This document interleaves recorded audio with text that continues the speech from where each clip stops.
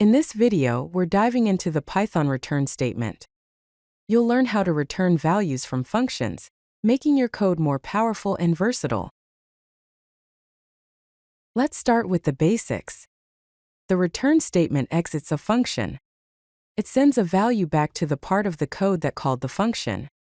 A function can return any type of data, like numbers, text, or lists. If a function doesn't have a return statement, it returns a special value called none.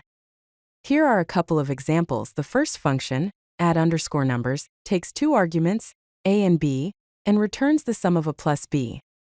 The result of calling the function is then stored in a variable result. If a function does not have a return statement, like the function greet, it will return none. Functions can return various data types. Here are some common return types. Functions can return numbers such as integers, floats, and complex numbers.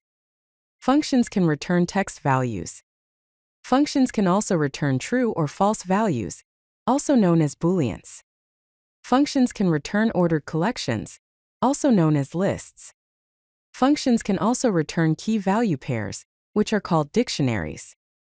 Finally, functions can also return instances of classes, also known as objects. Here is an example of functions returning different data types. The function get_number returns the integer 42. The function get_string returns the string hello Python. The function get_boolean takes a value and returns true if the value is greater than 10. The function get_list returns a list of integers 1, 2, 3, 4, and 5. The function get_dictionary returns a dictionary with the key name having value Alice and the key age having value 30. Python functions can return multiple values in a single statement. These values are returned as a tuple by default. You can use unpacking to assign these returned values to individual variables. This makes your code more concise and easier to read. It's especially useful for functions that calculate related values. Here is an example. The function calculate_statistics takes a list of numbers as an argument, and it returns the sum, average, minimum, and maximum of the numbers in the array. We can unpack these values into variables, sum_value, average, min_value, and max_value. The return statement immediately exits a function, and any code after the return statement is never executed. Early returns help with handling special cases first, reducing nesting of conditional blocks, and making your code more readable and maintainable. Here are a few examples. The function divide takes a and b as arguments. If b is 0, it returns an error message. Otherwise, it calculates the result of a divided by b and returns it. Another example is the get_discount function, which calculates a discount for premium and gold members. If the member type is premium, it calculates 20% off. If the member type is gold, it returns 10% off. If the member type does not match these conditions, it returns the original price without a discount. You can use conditional return values. One way to do this is to use ternary expressions that allow for compact return statements. The other way is to use dictionaries to map inputs to return values. Here is an example of a function using conditional expressions.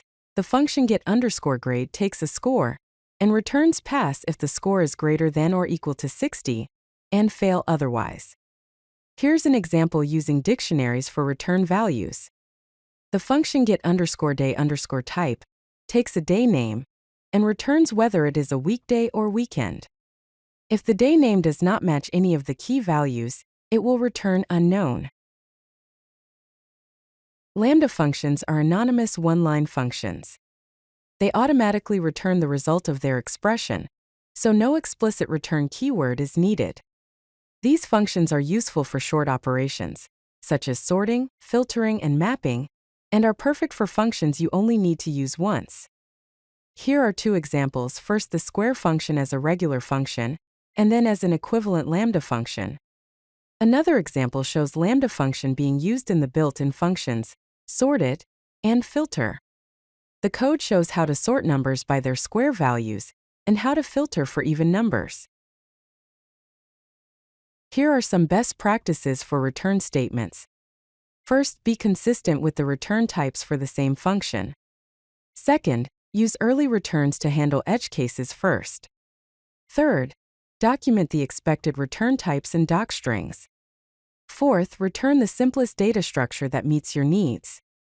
Fifth, use meaningful variable names when unpacking return values. Here are some things you shouldn't do. First, do not mix return types unpredictably, such as returning a string or an integer.